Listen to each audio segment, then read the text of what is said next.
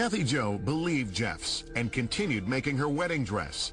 But as she sewed, she began having serious doubts about plural marriage, the backbone of FLDS teachings. And I thought, wait a minute, what if I'm not happy? What if I can't have kids? What if my husband doesn't like me? And I just started to get terrified because I could be called at any moment. And I think that's probably part of the impetus behind me getting more rebellious so that no one would want me. Kathy Jo stopped keeping sweet and started acting out. Jeffs had no tolerance for those who strayed from his teachings, and his ever-watchful eye soon focused in on Kathy Jo. I had my little ways of maybe wearing my hair a little bit looser, sneaking a little makeup, and it caused disruption. He wanted people in that school to focus on priesthood matters. You know, we were all young teens and raging hormones, and I wanted to be unique and cute. In 1986, Jeffs expelled Kathy Jo from school for passing a note to a boy. But she didn't really lose faith until the group's prophet, Leroy Johnson, died. When he died, I was 15, turning 16. We were told he would never die. We would be lifted up with him, and I felt so blessed. And it just really crumbled, and it just, you know, it really was the end for me. Against everything she'd ever been taught, Kathy Jo began sharing her doubts with an FLDS man who was also questioning the faith. Within a year, in a break from the church, they got married without the blessing of the new prophet, Rulon Jeffs. Shortly after, they moved to California. There was no harrowing escape, just the courage to leave behind her family, her friends, and everything she'd ever known. Never once in my life have I considered going back. I missed my family. I missed my friends. I kept in touch with them for a long time. I also had a nagging fear at the back of my head that maybe they'd come get me. Like many who leave the FLDS, life on the outside was hard for Kathy Jo. She struggled with substance abuse and depression. She got divorced. The reason I began my substance abuse is because the emptiness was so vast. And as I started to get over the excitement of the newness, I was alone, all alone. It wasn't until Kathy Jo became a single mother that she stopped doing drugs. Today, 20 years after leaving the FLDS, she's happily remarried with 2 children, and she has a new perspective on her former life. What she once thought was a strict upbringing now seems much more sinister. The members of the FLDS are programmed, and they are brainwashed systematically, day in and day out. It's done by isolation, it's done by indoctrination, it's done by physical abuse, sexual abuse. In 2005, Kathy Jo founded Out of Polygamy, a not-for-profit organization that aims to educate the public about the FLDS. Don't mistake this for a religion. This is a group of people who have the power to abuse, and they are abusing. The FLDS denies systematically marrying off underage brides. Up next, one young woman's story. Ruth, how old were you when you got married?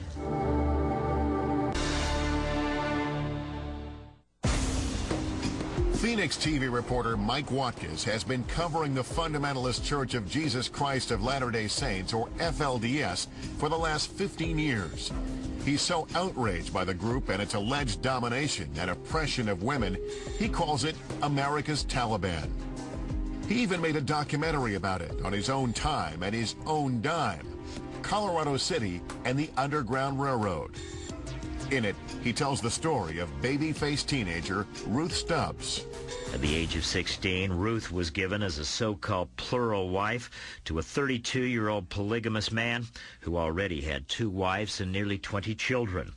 A man by the name of Rodney Holm, a guy who also just happens to be a sworn officer on Colorado City's police force. Ruth, how old were you when you got married? 16. 16 years old. How old were you when you became pregnant with your first child? 16. 16. I've always thought that Ruth Stubbs is the Rosa Parks of this human rights revolution. She came out of Colorado City at the age of 19 back in 2002. She has 2 little babies with her, a third on the way, and suddenly she's running. She was given as the 3rd wife to a 32-year-old police officer. One of his wives was Ruth's older sister. Watkins aggressively pursues Holm as the polygamist and his attorney leave a Phoenix court appearance in 2002. My name is Mike Watkins.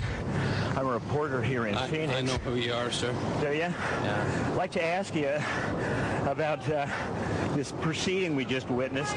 Apparently you're married to 3 women. Now, Mr. Holm has gone to court to get access to his children. He's going to tell his story to a judge where decisions can be made. He doesn't want to make his children the subject of some kind of media circus. And with that, we're not going to say anything else But today. my understanding is that you are a police officer. We're done for today, sir. Thank you.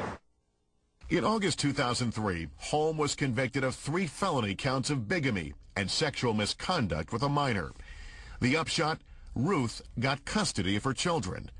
Rod Holm served 1 year in jail, and the FLDS and its newly self-proclaimed prophet, Warren Steed Jeffs, ended up under the government's microscope. It was that moment that Warren Jeffs said, we're in trouble here. If they can come and get a polygamous cop follower of mine and throw him in jail, it's only a matter of time before they come after me. I would argue that that was the one time that the prophet Warren Jeffs was actually prophetic, because he knew that they were going to come after him. Sure enough, beginning in 2005, the law turned its attention on FLDS leader Warren Jeffs. I will say the prayer to begin with. Close your eyes, hold your eyes. Charging him with a series of sex crimes in Arizona and Utah. Among them, forcing a 14-year-old girl to marry and have sex with her 19-year-old first cousin. Jeffs went on the run and was placed on the FBI's 10 most wanted list. Here's Jeffs kissing a girl alleged to be a 12-year-old child bride. The shot reportedly taken while he was on the run. Well, he had people all over the Southwest who were willing to take him in and keep him underground. I mean, they gave him food, they gave him money, and they gave him cell phones. You know, he called them hiding houses, and he would stash women in these various places and just say, you wait, stay there until I show up and, you know, bless you or do whatever I want to do with you, deliver a sermon, have sex, and go on down the road. Warren Jeffs was captured during a routine traffic stop near Las Vegas, Nevada in August 2006. Mr. Jeffs, you will be committed to the custody of the sheriff to be transported to the Department of Corrections. 1 year later, Jeffs was tried in Utah and found guilty of 2 counts of rape by accomplice.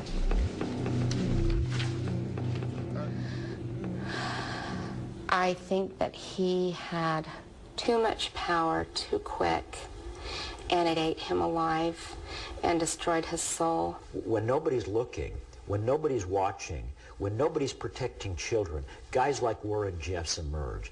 And I hope that that's the lesson. But Watkins says women rarely turn against their husbands or the group.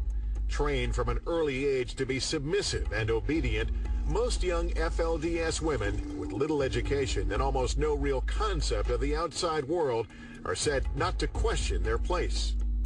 Is this just a set of religious teachings, or can it be considered mind control? Or is it something else entirely? I would call it a sort of social indoctrination. Maybe that's another way of looking at it. In-group, out-group mentality.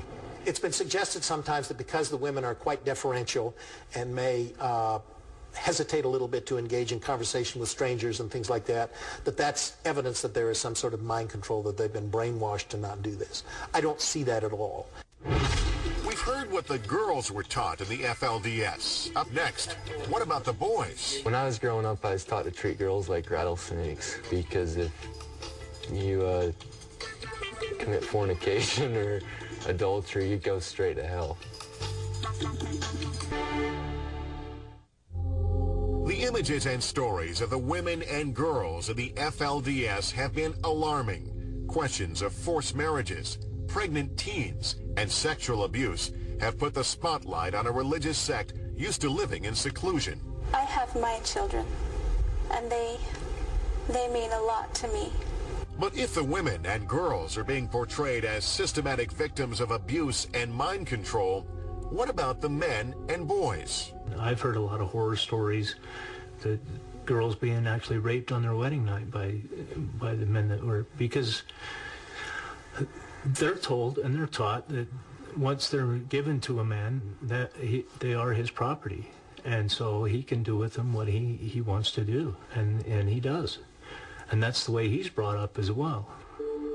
According to former FLDS member Carl Holm, the hierarchy of the group goes like this. The prophet comes first, and the men are expected to be subservient to him. In turn, the men are